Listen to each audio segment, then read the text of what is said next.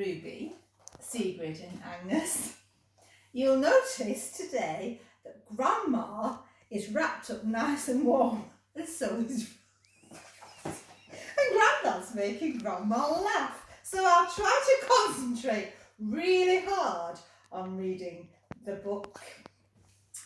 Today, in Molly Mandy's village, it's a very cold, wintry day. Milly, Molly Mandy and the others were coming home from school. It was such a cold, wintry day that everybody turned up their coat collars, put on their hats and scarves and gloves, and had their hands in their pockets and walked very quickly to get home from school. And it was such a grey, wintry day that it seemed almost dark already, although it was only 4 o'clock in the afternoon. "Oh, isn't it a cold, grey, wintry day?" said Milly Molly Mandy. "I wonder if it's going to snow," said Susan. "Hope it does," said Billy Blunt. "I'm going to make a sledge." Milly Molly Mandy and Susan both said together, "Oh, will you give us a ride on it as well?" "Well, I haven't made it yet," said Billy Blunt, "but I've got an old wooden box I can make it out of." Then he said goodbye and went in at the side gate by the corn shop where he lived. And Milly Molly Mandy and Susan ran together along the road to Susan's cottage, and then Milly Molly Mandy went on alone to the nice white cottage with the thatched roof, where Toby the dog came running out to welcome her home. It felt so nice and warm in the kitchen, and it smelt so nice and warm too, that Milly Molly Mandy was quite glad to be in, so she took off her gloves and she took off her hat and her scarf. "Here she comes," said Grandma, putting the well-filled toast rack on the table. "There you are," said Auntie, breaking open some hot scones and buttering them on a plate and putting a tub of jam on the table. "Just in time, Milly Molly Mandy," said Mother, pouring boiling water into the teapot. "Calling everybody else for tea, but don't keep the door open very long because it's cold and wintry outside."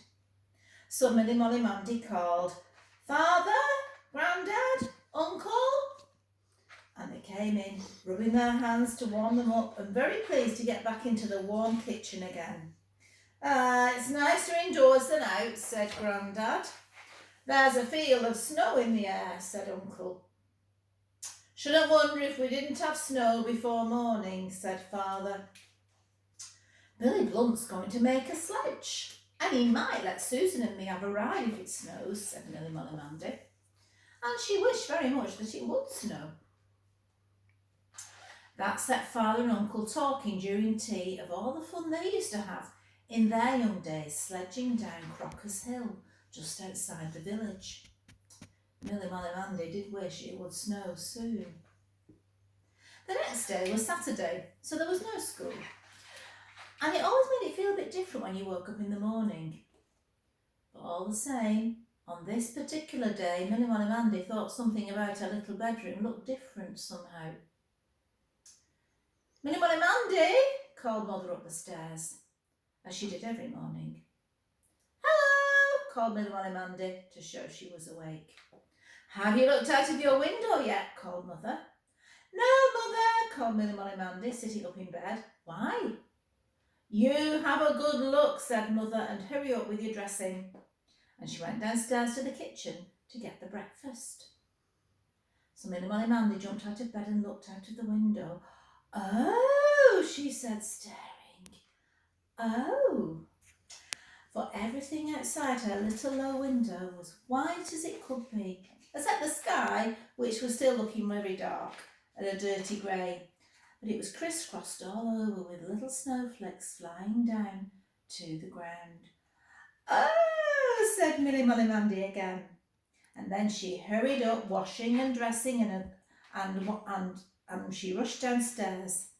She wanted to go out and play at once, almost before she'd had her breakfast.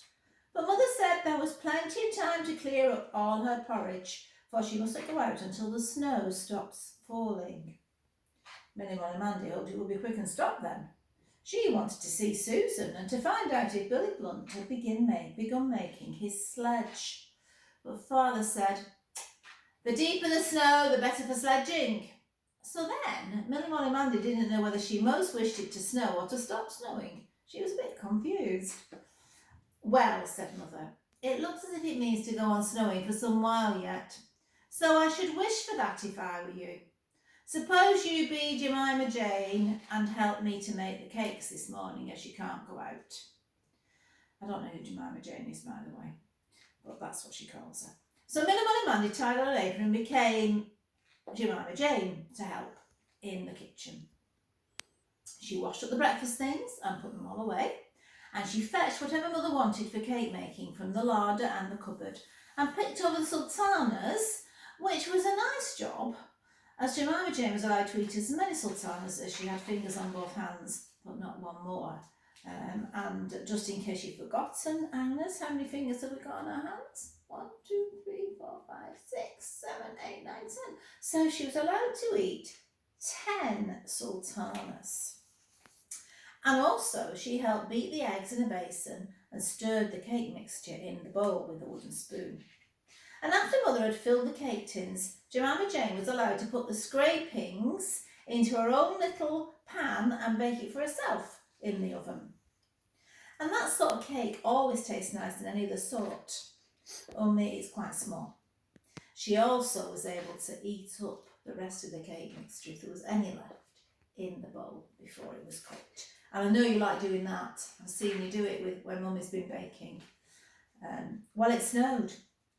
And it snowed and snowed and snowed all day. Milly Molly Mandy kept running to the windows to look out, but it didn't stop once. When Father and Grandad and Uncle had to go out to see after the cows and the pony and the chickens, they all came back looking like snowmen. The snow was snowing so heavily. "Is it good for sledging yet, Father?" asked Milly Molly Mandy. "It's getting better every minute, Milly Molly Mandy, that's for certain," answered Father, stamping snow off his boots onto the doormat. "I wonder what Susan thinks of it, and if Billy has nearly made his sledge yet," said Milly Molly Mandy. But it didn't stop snowing before dark, so she couldn't find out on that day. The next day, which was Sunday, the snow had stopped falling and it looked beautiful, spread out all over everything, all over the garden, all over the house, all over the fields and hedges. Everywhere was covered in snow. Father, Mother, Grandad and Grandad, Grandma and Grandad, Uncle and Auntie and Milly and Molly Mandy put on their Wellington boots and walked to church. Grandma decided she wouldn't bother in the end, so she stayed at home to look after the fire and put the potatoes on. Billy Blunt was there with his father and mother, and so afterwards in the lane, Milly Molly Mandy asked him, "Billy, have you made your sledge yet?" And Billy Blunt said, "It isn't finished. Dad's going to help me with it this afternoon. I'm going to be trying it out before school tomorrow, probably." Milly Molly Mandy was sorry it wasn't finished yet, but anyhow, she and Susan had a grand time all the afternoon making a big snowman in Mog's front garden. And if you look at this picture here, you can see them making the snowman there. On Monday, Milly Molly Mandy was in no great hurry to finish her breakfast and be off very early to school. She didn't have long to wait for little friend Susan either, and together they trudged along through the snow. It was quite hard going, for sometimes it was almost over the tops of their boots. And Grandma's experienced that in Sweden, because it snows quite a lot where you are as well, doesn't it, in the winter? When they came to the village, there just outside the corn shop was Billy Blunt's new sledge. And while they were looking at it, Billy Blunt came out. "Hello," he said. "I thought you weren't coming for a minute." "Hello, Billy, that's a beautiful sledge. Have you been on it yet, and can we have a ride?" "You'll have to hurry up then," said Billy Blunt, picking up the string. "I'm going up on the hill by Crocker's farm past the crossroads." "I know," said Milly Molly Mandy, "near where that little girl Bunchy and her grandmother live. Can we go with you?" "Hurry up then," said Billy Blunt. So they all hurried up through the village, past the crossroads and the school, along the road to Crocker's Hill, shuffling through the snow, dragging the sledge behind them. "It's very deep here," panted Milly Molly Mandy. "This is the way Bunchy comes to school every day. But I wonder how she'll manage today. She's not very big. The snow would cover her." "We've come uphill a long way," panted little friend Susan. "Can't we sit on the sledge and go down it now?" "Oh, let's get to the top of the hill first," panted Milly Molly Mandy. "There's a steep bit there. You get a good run," said Billy Blunt. "I've done it 6 times before breakfast today." "I wish I'd come too," said Milly Molly Mandy. "But the sledge only holds 1, said Billy Blunt. "Oh," said Milly Molly Mandy and Susan together. They hadn't thought of that. "Which of us will go first?" said Susan. "Don't suppose there'll be time for more than one of you anyhow," said Billy Blunt. "We've got to get back to school soon." "You have first go," said Milly Molly Mandy to Susan. "No, you have first go," said Susan to Milly Molly Mandy. "Better hurry up," said Billy Blunt, "or I'll have first go before we're late for school." They struggled on up the last bit of the hill. And there were little girl Bunchy and her grandmother, hand in hand, struggling up it through the snow from the other side. The little cottage where they lived could be seen further down the hill, with their 2 sets of footprints leading up from it. "Hello," said Milly Molly Mandy. "Oh, hello, Milly Molly Mandy," said Bunchy. And Bunchy and her grandmother both looked very pleased to see them all. Grandmother had just been thinking she would have to take Bunchy all the way to school today, and it would seem a very long way trudging through the snow. But Milly Molly Mandy said, "I'll take care of Bunchy," and she took hold of Bunchy's little hand with her warm one and said, You go on the sledge, Susan, and I'll look after Bunchy." "No," said Susan, "you wanted to go on the sledge as much as I did." Billy Blunt said, "Sit her on it," pointing at Bunchy. "We can run her to school in no time. Come on." So Bunchy had the first ride after all, with Billy Blunt to guide the sledge and Milly and Molly Mandy and her friend Susan to keep her safe on it. And Grandmother stood and watched them all go shouting down the steep bit. And then, as Bunchy was quite light and the road was a bit downhill most of the way, they pulled her along easily right up to the school gate, just in time for school. And Bunchy did enjoy her ride. She thought it was the most exciting thing that had ever happened to her. And then, after school, Billy Blunt told her to get on his sledge again. And he and Milly Molly Mandy and Susan pulled her all the way home, except for the steepest bit. She had to walk then. And Grandmother was so grateful to them, she gave them each a warm currant bun, fresh out of the oven. And then Milly Molly Mandy and Susan took turns riding down the hill on Billy Blunt's sledge. It went like the wind, so you had to shriek like anything, and your hat blew off, and you felt you could go on forever, and then, whoosh, you landed, sprawling in the snow, just where the road turned near the bottom.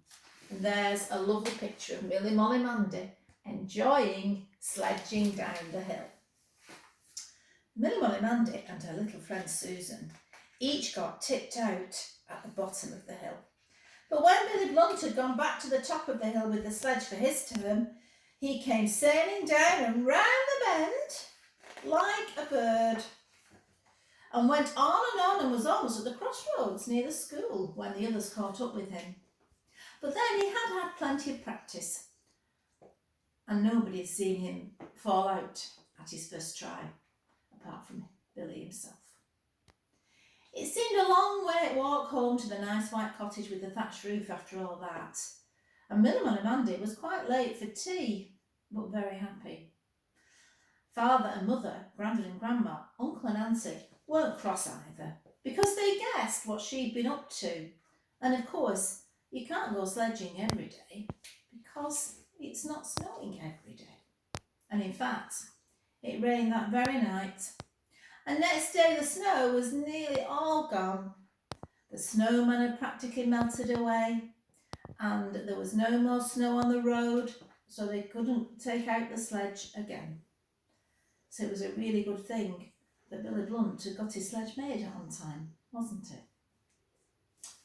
That's the end of the story when Millie Molly Mandy went sledging.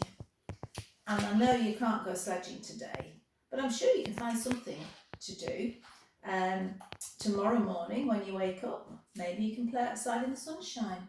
Grandma's going to do that this afternoon. So I'll say bye-bye for now, and I'll tell you another chapter another day.